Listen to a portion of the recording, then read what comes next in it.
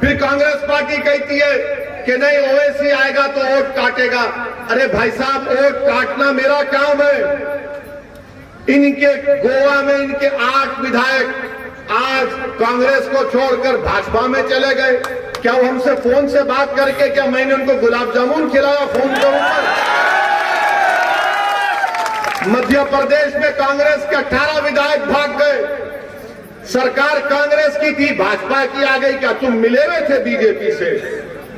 कर्नाटक में कांग्रेस की सरकार थी अलायंस में, पूरे कांग्रेस के विधायक भाग गए बीजेपी में। आपके लोग भाग रहे हैं भाजपा में। अरे तुम्हारा राहुल गांधी अमेठी से हार गया, तो क्या मेरा कैंडिडेट था वहां पर मंजलिस का? वहां पर वो हार गए, तो कैसे हारे? मेरे अजीज दोस्तों और बुजुर्गों, जो कुछ मैंने सियासत या राजनीति अपने बुजुर्गों से सीखी, और मुझे जो अल्लाह ने, जो एक छोटा सा सियासी तजुर्बा अल्लाह ने मुझे दिया है, उसकी बुनियाद पर मैं आपसे ये कह रहा हूं कि जब तक किसी समाज के पास उसकी सियासी ताकत नहीं होगी, उस समाज के मसले हल नहीं किए जाते हैं। मैं किसी समाज या समुदाय या किसी मजहब का खिलाफ नहीं हूं, ना कभी रहूंगा इंशाअल्लाह ताला। मैं आपसे ये अर्ज कर रहा हूं कि भारत की राजनीति की हकीकत यही है कि जिस समाज के पास सियासी ताकत होगी, उसी समाज से इंसाफ होगा। जो समाज सियासी ताकत नहीं हासिल करेगी, वो सिर्फ वोट डालकर खुश हो जाएगी कि हमारे वोट से हमने फुला को जिता दिया, हमने फुला को हरा दिया। अगर आप मुत्तहिद हो जाएंगे, तो आप जो बरसों से सिर्फ वोट डाल रहे हैं, आप वोट लेने की ताकत भी आपको रखना पड़ेगा। अगर आप वोट लेंगे, तो तभी जाकर दुनिया को आपकी कदर व मंजिलत मालूम होगी, आपके वोट की कीमत की कदर की जाएगी। वरना लोग ये समझते हैं कि अल्पसंख्यक समाज मुसलमान सिर्फ चुनाव के वक्त वोट डालता है, और हमको ये बात हमारे दिमागों में डाल दी गई कि सिर्फ भाजपा को हराना है और आप वोट डालते रहो। मैं आपसे कह रहा हूं कि आप मुझसे बेहतर जानते हैं कि राजस्थान में अल्पसंख्यक समाज मुसलमानों का क्या हाल है। मेरे पास राजस्थान सरकार के आदादो शुमार है, डेटा है, जो मुझे ये बताती है कि राजस्थान में 18% प्राइमरी स्कूल में मुसलमानों के बच्चे ड्रॉप आउट हो जाते हैं। अपर प्राइमरी में 20% मुस्लिम बच्चे ड्रॉप आउट हो जाते हैं, जबकि राजस्थान में जो एवरेज है प्राइमरी स्कूल में 8% है और मुसलमानों का 18% है। राजस्थान में अपर प्राइमरी में 6% ड्रॉप आउट होता है, तो अल्पसंख्यक समाज मुसलमानों के बच्चे 20% अपर प्राइमरी स्कूल से ड्रॉप आउट हो जाते हैं। और ये सर्वे किया गया था 2013 और 14 में, ये सर्वे किया गया था। मेरे अजीज दोस्तों और बुजुर्गों, इसीलिए हम आपसे कह रहे हैं कि जब तक सियासत में आपके पास आपकी आवाज नहीं होगी, आपकी ताकत नहीं होगी, हम अपने बच्चों से शिक्षा में कोई इंतजाम नहीं कर पाएंगे। भाई साहब रुक जाइए, किसी को बैठने के लिए मत बैठिए, बोलिए आप खुद बैठ जाइए और छोड़ दीजिए ना, इतना लंबा आदमी खड़ा है तुम्हारे सामने, दिख रहा है। और आप ये भी जानते हैं मेरे अजीज दोस्तों और बुजुर्गों कि राजस्थान में उर्दू यूनियन लीडर के लीडर थे, अभी हैं अमीन तवाखानी साहब, खान खानी साहब। उनको सिर्फ इस बात पर समझ उनको कई महीनों से अपनी तनख्वाह नहीं मिली, बावजूद इसके कि यहां पर अल्पसंख्यक समाज मुसलमानों के 9 एमएलए हैं और राजस्थान में 2 मंत्री भी हैं।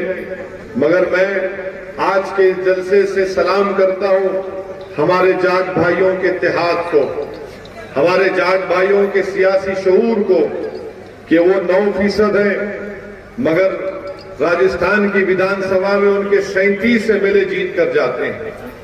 अल्पसंख्यक समाज मुसलमान भी 9% है, और सिर्फ 9 जीत कर जाते हैं। मेरे अजीज दोस्तों और बुजुर्गों, मैं राजपूत भाइयों को भी सलाम करता हूं कि मुत्तहिद है। वो जानते हैं कि सियासी ताकत से क्या कुछ हासिल किया जा सकता है। 6% है राजस्थान में और 17 विधायक उनकर जीत कर जाते हैं। मेरे अजीज दोस्तों और बुजुर्गों, नाइंसाफी की दास्तान यहां पर खत्म नहीं होती है। राजस्थान में जो अक़लियतों का, अल्पसंख्यक समाज की मिनिस्ट्री का बजट है वो सिर्फ 98 करोड़ है। इसमें मुसलमान भी शामिल है, ईसाई शामिल है, हमारे जैन भाई शामिल है, सिख शामिल है। और आपको जानकर हैरत होगी कि 62 लाख की आबादी राजस्थान में है। मैं जिस भाषा अभी रुक जाइए थोड़ी देर, छोड़ दीजिए ना, देखिए किसी को डिस्टर्ब मत करिए, इतनी देर से खड़े हैं। मैं जिस प्रदेश से आता हूं तेलंगाना में, वहां पर मुसलमानों की आबादी 44 लाख की है और वहां पर अल्पसंख्यक जो मिनिस्ट्री है, आपको मालूम कितना बजट है वहां पर। राजस्थान में आप 9% है, यहां पर आपकी आबादी 62 लाख है। तेलंगाना में जो अल्पसंख्यक समाज का बजट है वो 1728 करोड़ रुपये है। अब आप बताइए कि आप यहां पर आबादी में सबसे ज्यादा हैं और अल्पसंख्यक समाज की मिनिस्ट्री का बजट सिर्फ 98 करोड़ है और तेलंगाना में 1728 करोड़ रुपए का बजट इस साल मंजूर हुआ है। आप बताइए कैसे हासिल हुआ है। तेलंगाना में मजलिस के सिर्फ 7 विधायक हैं, कोई मंत्री संतरी नहीं है वहां पर, मगर हमने अपनी सियासी ताकत के बलबूते पर वहां की सरकार को हमने मजबूर किया और उनसे कहा कि आपको अल्पसंख्यक समाज, मुसलमान, ईसाई, जैन, सिखों से इंसाफ करना पड़ेगा और बजट हमने इतना किया। यहां पर सिर्फ 98 करोड़। तो मालूम हुआ कि ये जो 9 एमएलए जीत कर गए, ये विचारों में इतनी ताकत नहीं है, ना इनकी जबान खुलती कि अपने सियासी आका के सामने जाकर कहते कि गहलोत साहब जरा बजट बढ़ा दीजिए अल्पसंख्यक समाज का। ना वो बोल सकते हैं, ना उनको तकलीफ का कुछ अंदाजा भी है। मेरे अजीज दोस्तों और बुजुर्गों, जिस प्रदेश से मैं आता हूं, मैंने आपके सामने राजस्थान में जो बच्चे ड्रॉप आउट है स्कूल के बाहर, उनका जिक्र किया। तेलंगाना प्रदेश में हमने आज 7 साल पहले तेलंगाना की हुकूमत के चीफ मुख्यमंत्री के सामने बैठकर हमने कहा कि मुसलमानों की शिक्षा के लिए आपको काम करना पड़ेगा। और आज आप देखेंगे तो तेलंगाना में 60,000 मुस्लिम बच्चे और बच्चियां रेजिडेंशियल स्कूल में पढ़ते हैं सरकार के, जिसमें उनको एक पैसा देना नहीं पड़ता। 6 क्लास से 6ठी जमात से 12वीं जमात 12th क्लास तक उनकी तालीम फ्री, उनका खाना फ्री, लड़कियों का अलहदा स्कूल, लड़कियों का अलहदा हॉस्टल। ये काम मजलिस इत्तेहादुल मुस्लिमीन ने तेलंगाना में किया। क्या ये काम राजस्थान में नहीं हो सकता? बराबर होगा इंशाअल्लाह ताला अगर आप मुत्तहिद रहेंगे। मेरे अजीज दोस्तों और बुजुर्गों, मुसलमान समाज का सबसे बड़ा मसला तालीम का है। अगर हमारे बच्चे और बच्चियां तालीम हासिल कर लेंगे तो दुनिया की कोई ताकत उनको रोक नहीं सकेगी। और मुसलमान के ताल्लुक से मीडिया में बैठकर ये लोग जो मुसलमानों से नफरत करते हैं, बड़ी बड़ी बातें करते हैं कि मुसलमान पढ़ता नहीं है। अरे मुसलमान पढ़ना चाह रहा है तो स्कूल ही नहीं खोलते। मुसलमान पढ़ना चाहता है, मुसलमान बेटी पढ़ना चाहती है, मगर तुम उसके बाप को स्कॉलरशिप नहीं देते ताकि वो अपनी बेटी को पढ़ा सके। मेरे अजीज दोस्तों और बुजुर्गों, याद रखिए ये तमाम चीजों का ताल्लुक सियासी ताकत से है। अगर आपके पास ताकत होगी, और ताकत का मतलब ये नहीं है कि रमजान आया तो हम कोई एक एमएलए को या मंत्री को बुलाकर इफ्तार की दावत में उसको बुलाकर आप रहते हैं, हम रहते हैं रोजा 14-15 घंटे का, और कोई कांग्रेस का बीजेपी का नेता आता और मुंह खोलता कि दाल मेरे मुंह में खजूर के वो रोजादार है। ये ताकत नहीं है, ये ताकत नहीं है कि हमारी इफ्तार की दावत में कोई मंत्री आ जाए। ताकत ये नहीं है कि ईदगाह के सामने कोई मंत्री खड़े होकर हमसे गले मिले और कहे ईद मुबारक, और उस मंत्री को यह भी नहीं मालूम कि जिस घर में वो ईद मुबारक कह रहा है उस घर में चिराग जलाने के लिए तेल नहीं होता या उस बच्चे को पढ़ाने के लिए पैसे नहीं होते। ये ताकत नहीं है। ये ताकत नहीं है कि एक मुशायरा करें, बड़े बड़े शोरा को बुलाएं और एक मंत्री को या मुकामी विधायक को बुलाकर बिठाएं और वो बड़ा खुश होकर बोले कि आपने बड़ा अच्छा मुशायरा कर दिया। ये ताकत नहीं है कि कव्वाली का प्रोग्राम हो जाए और आप कव्वाली में किसी को बुला ले। ताकत यह है कि तुम्हारे वोट से तुम्हारा नेता जब विधानसभा जीत कर जाएगा तो तुम्हारे बच्चों की तालीम की बात करेगा। ताकत यह है कि अगर किसी बच्चों को गिरफ्तार किया जाएगा पुलिस की तरफ से तो उनको वो रिहा करवाएगा, या अगर जेल को भिजाया जाएगा तो जेल में जाकर बच्चों को मिलेगा और कोर्ट से उनकी बेल करवाएगा। ये ताकत होती है।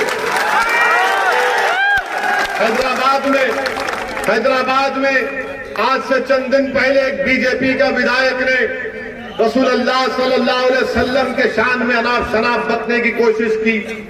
बच्चों ने एहतजाज किया, 90 नौजवान बच्चों को गिरफ्तार किया गया था।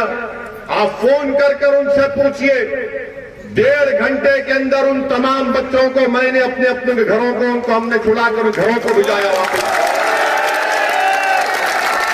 एक घर में पुलिस दरवाजे तोड़कर घुसती है। हमने वहां के एसीपी डीसीपी को कहा कि गलत हुआ है, इन बच्चों को छोड़ो। सुबह 2 बजे हमने उन बच्चों को छुड़वाया और मीडिया के सामने मैंने कहा, ये मीडिया मुझे मालूम कि मेरे को गाली देगा, मैंने कहा उन मीडिया के सामने तुम फोन से मुझसे बात करना। मैंने उन बच्चों से बात की। ये आपकी ताकत होती है। आपकी ताकत ये होनी चाहिए कि आपके जहां पर दलितों के, अल्पसंख्यक समाज, मुसलमानों के या कमजोर समाज की आबादी है वहां पर डेवलपमेंट का काम हो।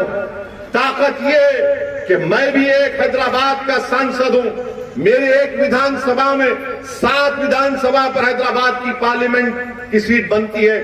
एक विधानसभा में मैंने 6 महीने पहले 290 करोड़ की ड्रेनेज लाइन का काम शुरू करवाया हूं, सिर्फ एक विधानसभा में।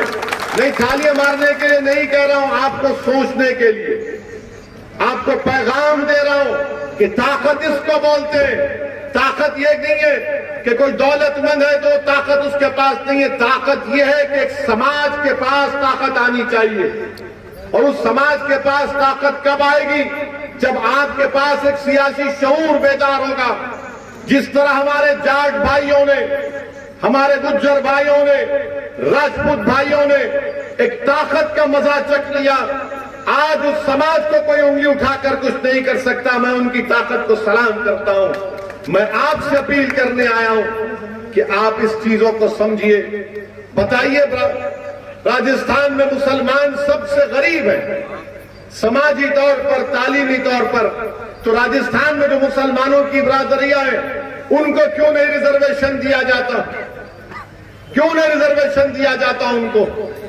इसलिए नहीं दिया जाता क्योंकि आपकी वोट की अहमियत नहीं है। अगर आपकी वोट की अहमियत हो जाएगी तो इनको आपके पास आकर मजबूरन कहना पड़ेगा कि बताओ आपकी तकालीफ क्या है। मगर अल्पसंख्यक समाज को पैगाम दे दिया गया कि तुम्हारा काम सिर्फ चुनाव में वोट डालना है और भाजपा को हराना है।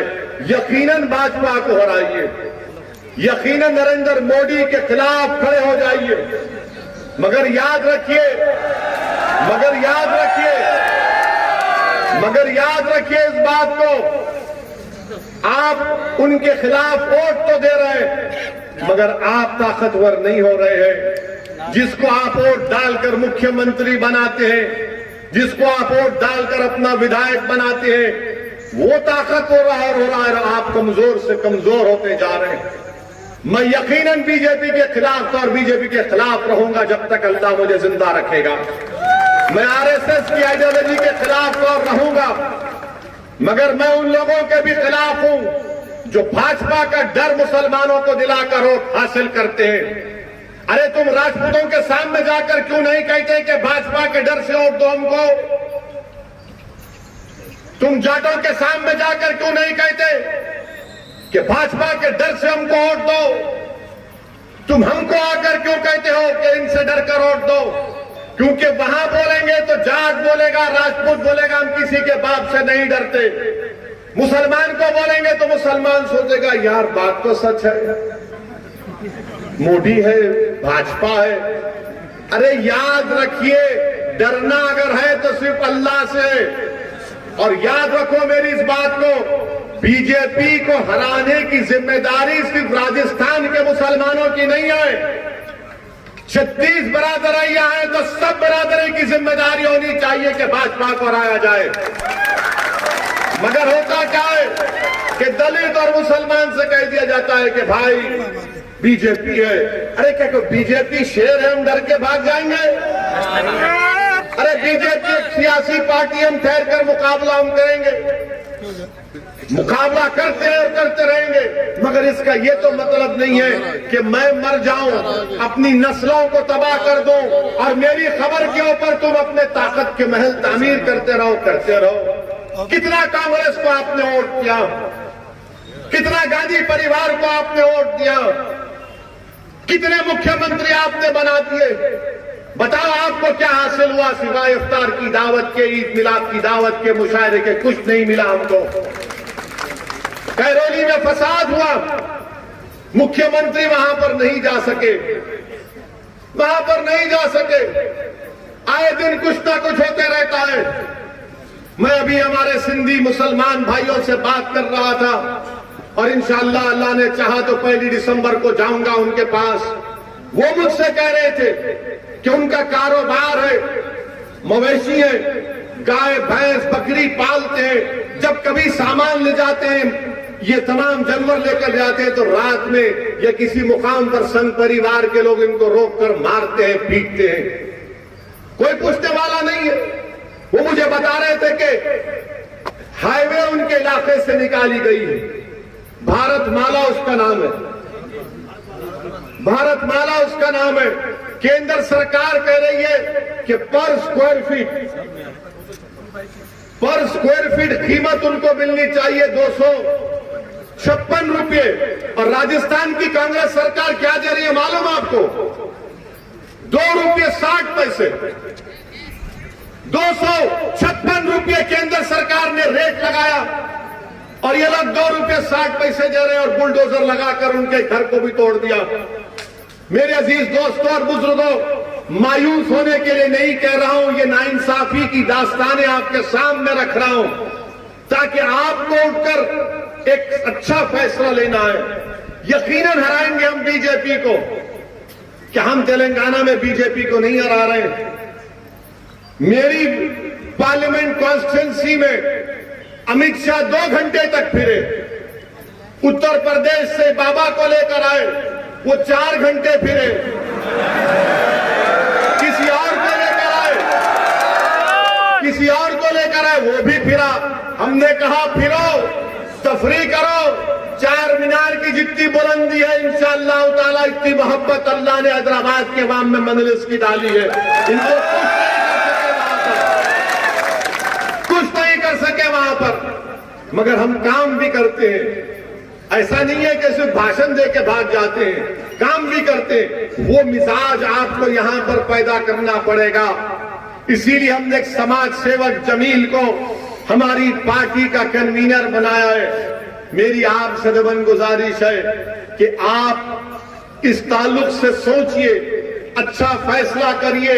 मुझे बताया गया कि यहां पर जो हमारा जलसा हो रहा है, जनसभा हो रही है, कांग्रेस के यहां पर विधायक हैं, उनको बड़ा पेट में दर्द हो गया, उनको बड़ी तकलीफ हो गई कि भाई यहां पर ओवैसी क्यों आ रहा है। बताइए हमारे आने से इनको पेट में दर्द क्यों हो रहा है? हम तो इनके घर से कुछ उठाकर लेके जाने वाले नहीं है, ना हमको कुछ जरूरत है उनसे। आखिर कांग्रेस पार्टी इतना डरती क्यों है? नहीं सुनिए, कांग्रेस पार्टी इतना डरती क्यों है?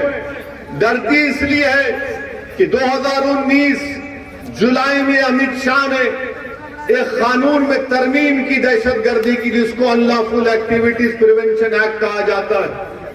वो कानून ये कहता है कि दिल्ली में बैठा हुआ एनआईए का एक इंस्पेक्टर आपके गांव के किसी भी एक दलित या मुसलमान को आतंकवादी घोषित कर सकता बगैर कोर्ट के फैसले के। आपको मालूम उस बिल की तारीफ कौन की है पार्लियामेंट में? कांग्रेस पार्टी ने की थी। कांग्रेस पार्टी ने की थी। मोदी अमित शाह के साथ वोट दिया। अब बताइए आप कौन सेक्युलर कौन कम्युनल ये वहां पर बिल बना तारीफ करे, और उसके बाद होता क्या है कि जेल में सबसे ज्यादा भारत की जेल में 31% के करीब अगर कोई जेल में है तो मुसलमान है। 2 दिन पहले का हिंदू अंग्रेजी अखबार उठाकर पढ़ लो आप बताइए फिर कौन जिम्मेदार है इसका? फिर कांग्रेस पार्टी कहती है कि नहीं ओवैसी आएगा तो वोट काटेगा। अरे भाई साहब, वोट काटना मेरा काम है। इनके गोवा में इनके 8 विधायक आज कांग्रेस को छोड़कर भाजपा में चले गए। क्या वो हमसे फोन से बात करके, क्या मैंने उनको गुलाब जामुन खिलाया फोन के ऊपर? मध्य प्रदेश में कांग्रेस के 18 विधायक भाग गए। सरकार कांग्रेस की थी, भाजपा की आ गई। क्या तुम मिले हुए थे बीजेपी से? कर्नाटक में कांग्रेस की सरकार थी अलायंस में, पूरे कांग्रेस के विधायक भाग गए बीजेपी में। आपके लोग भाग रहे हैं भाजपा में। अरे तुम्हारा राहुल गांधी अमेठी से हार गया तो क्या मेरा कैंडिडेट था वहां पर मंजलिस का? वहां पर वो हार गए तो कैसे हारे?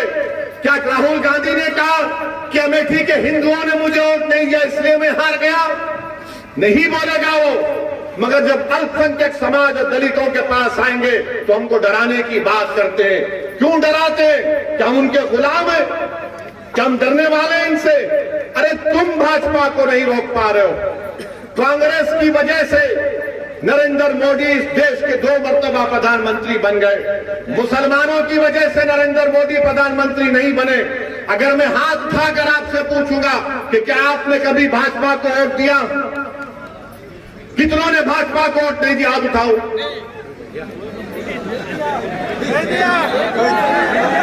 देंगे कभी वोट आप? तो फिर कैसे? सोचो आप। मैं आपको एक सवाल आपके दरमियान में छोड़कर जा रहा हूं। 2019 के पार्लियामेंट के चुनाव में यहां से आपका एमपी कांग्रेस का है या भाजपा का है? यहां का एमपी कौन है? भाजपा का है ना? भाजपा का एमपी है यहां से, है ना? आप जिताए उसको, आप वोट दिया उसको, फिर कौन वोट दिया उसको? आसमान से तो लोग नहीं आए होंगे, जमीन से तो निकल कर नहीं आए होंगे। यही कांग्रेसियों ने उसको वोट देकर जिताया, यही कांग्रेसियों ने उसको वोट दिया। अरे 4 साल पहले विधानसभा के चुनाव हुए, आप सत्ता में आ गए। 3 महीने के बाद पार्लियामेंट का इलेक्शन हुआ तो पूरे के पूरे भाजपा वाले जीत गए। हम थे यहां पर, अब बोल रहे नहीं ओवैसी आया है वोट काटेगा, फुला काटेगा। अरे मुझसे इतनी तकलीफ क्यों है तुमको? मैं सच्चाई को बयान कर रहा हूं मेरे अजीज दोस्तों और बुजुर्गों। आपको इस पर गौर करके मेरी आपसे दरमंदाना अपील है कि आप मजलिस इत्तेहादुल मुस्लिमीन का साथ दीजिए। मैं किसी समुदाय के, किसी मजहब के खिलाफ ना था ना कभी रहूंगा इंशाअल्लाह ताला। हाँ, मुझे फख्र इस बात का है कि मुसलमान हूं मैं, और मुझे फख्र इस बात का रहेगा कि मैं भारत का अव्वल दर्जे का शहरी हूं। मगर ये मुझसे कोई आकर नहीं कह सकता कि तुम सिर्फ वोट डालने का काम करो। मैं किसी के घर का गुलाम नहीं हूं कि मैं तुमको सिर्फ वोट डालकर तुम्हारे घर की चपरासी या गुलामी करूं। अब वक्त आ चुका है नौजवानों कि आप अपनी आवाज को, अपनी ताकत को जमहूरी तरीके से लोकतंत्र में अपनी ताकत को दिखाएं। बाबा साहेब भीमराव अम्बेडकर ने पार्लियामेंट में संविधान बनाकर पेश किया। तो बाबा साहेब अम्बेडकर ने यह भी कहा था कि मैंने तो तुमको वोट डालने का इख्तियार दे दिया। बाबा साहेब ने कहा कि मैंने तुमको संविधान में फंडामेंटल राइट्स दे दिए, मगर बाबा साहेब ने एक पैगाम दिया तमाम कमजोरों को, मजलूमों को कि देखो मैंने भारत के आईन में, संविधान में, कॉन्स्टिट्यूशन में लिबर्टी की बात की, इक्वालिटी की बात की, फ्रेटर्निटी की बात की, जस्टिस की बात की, इंसाफ की बात, मसावात की बात, भाईचारगी की बात, आजादी की बात बाबा साहेब ने की। और बाबा साहेब ने कहा कि अगर इसको हासिल करना है, तुमको मसावात हासिल करना है, इंसाफ हासिल करना है, भाईचारगी हासिल करना है, तो सियासी ताकत बनो। अगर आप सियासी ताकत नहीं बनेंगे तो बताओ आज से 20 साल के बाद ये जो मासूम 9-10 साल के बच्चे, क्या तुम उनकी आंख में आंख डालकर बोल सकोगे कि हमने तुम्हारे मुस्तकबिल को अच्छा बनाकर छोड़ा? असदुद्दीन ओवैसी, जमील आज अगर आपके इलाके में आए, अल्लाह बेहतर जानता है कि हम अपनी शोहरत के लिए नहीं आए हैं। ये लड़ाई मुस्तकबिल की लड़ाई है, ये लड़ाई आने वाले नस्लों की लड़ाई है, ताकि वो तकालीफ जो आप और हमने अपनी जवानी में सहे, वो ये नस्ल को तकालीफ का सामना ना करना पड़े। मेरे अजीज दोस्तों और बुजुर्गों, आप जानते हैं कि राजस्थान में महंगाई, पूरे देश में राजस्थान में महंगाई अपनी उरूज पर है। पेट्रोल डीजल की कीमतें आसमानों को छू रही हैं। नौजवानों का बेरोजगारी उनका मुकद्दर अशोक गहलोत की सरकार और भाजपा की मोदी सरकार ने बनाकर रख दिया। आप बताइए कि मोदी ने जीएसटी के नाम पर पेंसिल के ऊपर भी जीएसटी लगा दी। पेंसिल के ऊपर, माने वो जो मासूम बच्चा स्कूल को जाएगा, A for apple, B for ball लिखेगा, तो पेंसिल के ऊपर देश के प्रधानमंत्री ने उस पर भी जीएसटी लगा दी। शमशान घाट नया बनाएंगे, उस पर भी जीएसटी है। यानी जिंदा रहे तो भी जीएसटी, मरे तो भी जीएसटी। बच्चा स्कूल को जाएगा तो जीएसटी, चावल का पैकेट खोला जीएसटी, दाल का पैकेट खोला जीएसटी, तेल का डब्बा खोला जीएसटी। भारत के प्रधानमंत्री आपका नाम जीएसटी रख देना चाहिए। आप कुछ छोड़ ही नहीं रहे, अब सिर्फ सांस लेना बाकी है। हो सकता है कि भारत को विश्व गुरु बनाने के लिए देश के प्रधानमंत्री, उनकी पार्टी बोलेगी कि आप सांस ले रहे हैं राजस्थान में, तो उस पर भी जीएसटी लगा दें। आप बताइए क्या देश का हाल करके रख दिए। बेरोजगारी इतनी बढ़ चुकी है कि पूरी दुनिया में, पूरी विश्व में अगर कोई नौजवान बेरोजगार है, सबसे ज्यादा तो भारत में है। जब वो नौजवान रोजी पूछता है तो उससे कहते हैं कि तू लज्जा गौरक्षक बन जा। जो पूछता तनख्वाह नहीं मिल रही तो कहते हैं पीलू खान को तो मार दे। बताइए आप फिर देश को किस राह पर भारत के प्रधानमंत्री और भाजपा लेकर जा रही है। मदरसों का सर्वे होता है, अरे क्या मिलेगा मदरसों में आपको, सिवाय कुरान के, हदीस के कुछ नहीं मिलने वाला है मदरसे में आपको। अगर आप भी पढ़ लेंगे तो आप भी हिदायत याफ्ता हो जाएंगे इंशाअल्लाह। मगर मदरसों का सर्वे कराएंगे, बुलडोजर चलाएंगे। आसाम में मदरसों को भाजपा तोड़ रही है, क्या कहकर के आतंकवादी लोगों से इनका ताल्लुक था। अरे अगर किसी पढ़ाने वाले का आतंकवादी से ताल्लुक था तो मदरसा क्यों तोड़ा तुमने? मदरसा क्यों तोड़ा तुमने? मदरसे को तोड़ते हैं। मेरे अजीज दोस्तों और बुजुर्गों, आप जानते हैं इस बात को कि ट्रिपल तलाक का मसला आया, सबसे ज्यादा ट्रिपल तलाक का दलाइल के साथ अगर पार्लियामेंट में खड़े होकर किसी ने उसकी मुखालिफत की तो उसका नाम मजलिस इत्तेहादुल मुस्लिमीन था।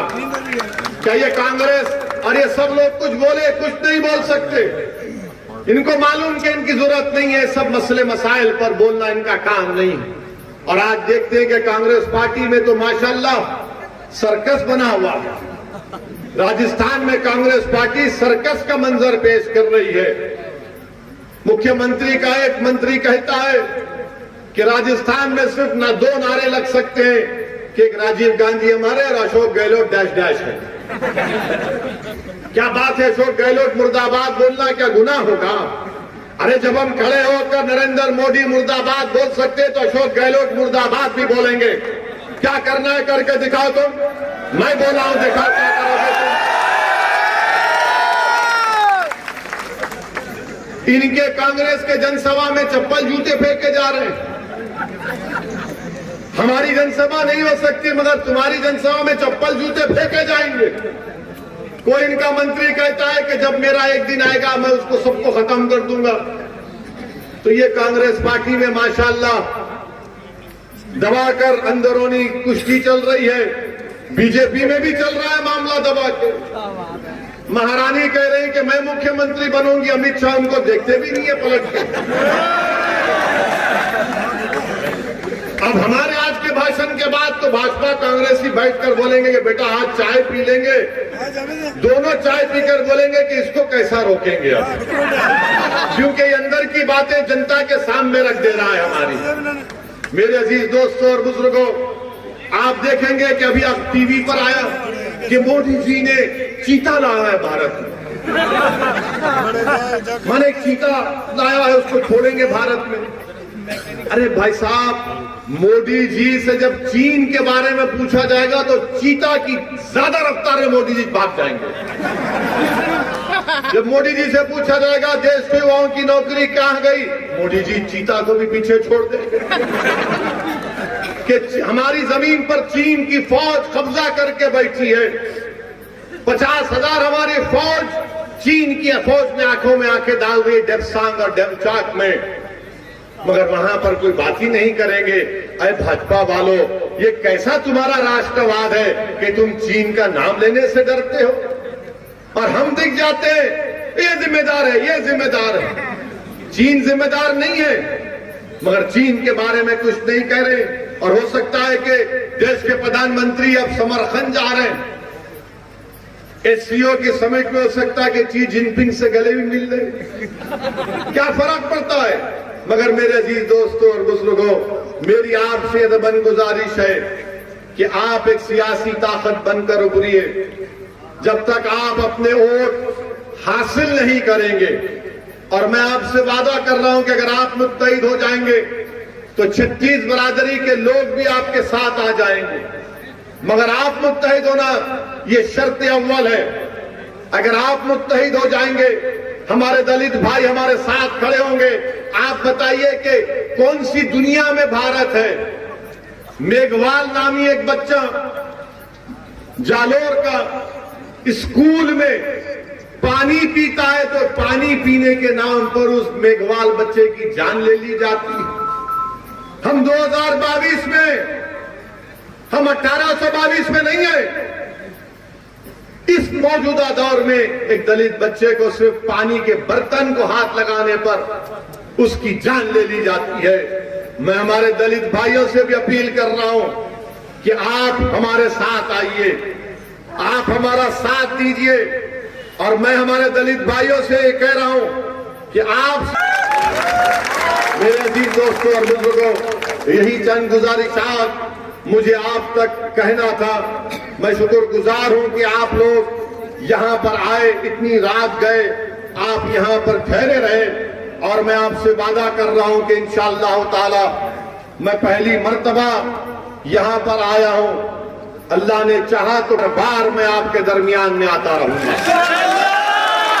मैं बार बार आपके दरमियान में आता रहूंगा। अल्लाह सुब्हानहू व तआला जब तक मुझे सेहत और हयात देगा, मेरी जिंदगी का मकसद एक ही है कि भारत अगर ताकतवर बनना है, भारत अगर सुपर पावर बनना है, तो भारत के वंचित समाज को, अल्पसंख्यक समाज को उनका हक मिलना चाहिए। कोई भी देश मुसलमानों को दबाकर, मुसलमानों का हक नहीं देकर कोई देश सुपर पावर नहीं बन सकता। अगर भारत को सुपर पावर बनना है, जो मेरा भी ख्वाब है, तो भारत की कुर्सियों पर बैठने वाले लोगों से हम कह रहे हैं कि तुमको अल्पसंख्यक समाज से, दलितों से इंसाफ करना पड़ेगा। याद रखो मेरे भाई, इस बात को याद रखो। मैं ये बात कहकर अपनी तकरीर को खत्म कर दूंगा कि जब बाबा साहिब अंबेडकर से पूछा गया कि क्या पार्लियामेंट में रिजर्व सीट से दलित जीतकर संसद में नहीं जाता, तो बाबा साहिब ने कहा कि हां, वो जीतकर जरूर जाते हैं, मगर बाबा साहिब ने मीडिया के लोगों को जवाब दिया कि तुम जानते हो कि वो दलित जब जीतकर जाता है पार्लियामेंट में, वो अपना मुंह कब खोलता है। तो मीडिया के लोग अंबेडकर को देखकर ताज्जुब से देख रहे थे कि बाबा साहिब क्या कर रहे हैं। तो बाबा साहिब ने कहा कि हां, जीत कर तो जरूर जाती हैं, मगर अपना मुंह उस वक्त खोलते जब उनको अंगड़ाई लेना है। तो ये जो 9 जीत कर गए, करौली में फसाद हुआ, हिम्मत थी उनकी करौली जाने की। पूछो उन लोगों से जिनकी दुकानें चली, उनको पूछो कि आप हैदराबाद से किसने उनकी मदद की थी। वो जवाब देंगे कि असदुद्दीन ओवैसी के लोगों ने हमसे रब्ता किया था, कांटेक्ट किया था। मेरे अजीज दोस्तों और बुजुर्गों, मुत्तहिद रहिए। मेरी आपसे फिर से अपील है कि मजलिस का साथ दीजिए। बुजुर्गों से मेरी दरमंदाना अपील है कि आप हमारी सरपरस्ती करिए, हमारा हाथ पकड़कर हमको रास्ता दिखाइए। अगर हम गलती करते तो हमारी तंबीह कीजिए। हमारी मां और बहनों से मेरी अपील है कि आप हमारे लिए दुआ फरमाइए। नौजवानों, तुम्हारे जोश और वलवले को नहीं राह दिखाना है। तुम्हारा जोश और वलवला सिर्फ नारों में ना बह जाए, तुम्हारी जवानी सिर्फ जिंदाबाद और मुर्दाबाद में जाए ना हो जाए। नौजवानों, तुम्हारी जवानी जेलों में ना बर्बाद हो जाए। ये लड़ाई हम तुम्हारे लिए लड़ रहे हैं। नौजवानों, आओ, मजलिस का साथ दो। हमारे बुजुर्गों ने बरसों इन तमाम सियासी पार्टियों का साथ दिया, मगर फायदा नहीं हुआ, नुकसान ही हुआ। मैं आपसे वादा कर रहा हूं, आप नेता बनिए। मैं राजस्थान को इसलिए नहीं आया हूं कि मैं नेता बनूं।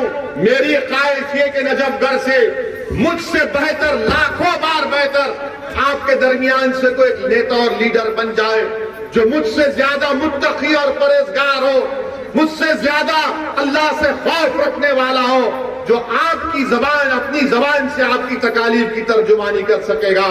मेरी आपसे अपील है कि नेता बनो, नेता बनो, पीछे मत चलो। याद रखो, तुम सब, हम सब बराबर है इस देश में। हम किसी के पीछे नहीं चलेंगे, हम किसी के पीछे नजरें झुकाकर नहीं चलेंगे। हम सीना तान कर सबके साथ बराबर चलेंगे। यही हमारी लड़ाई का मकसद है। मेरी आपसे गुजारिश है कि आप मजलिस का साथ दीजिए।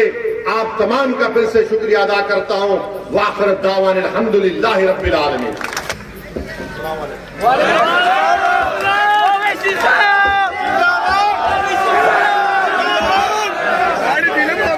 देखो देखो कौन आया, देखो देखो कौन आया।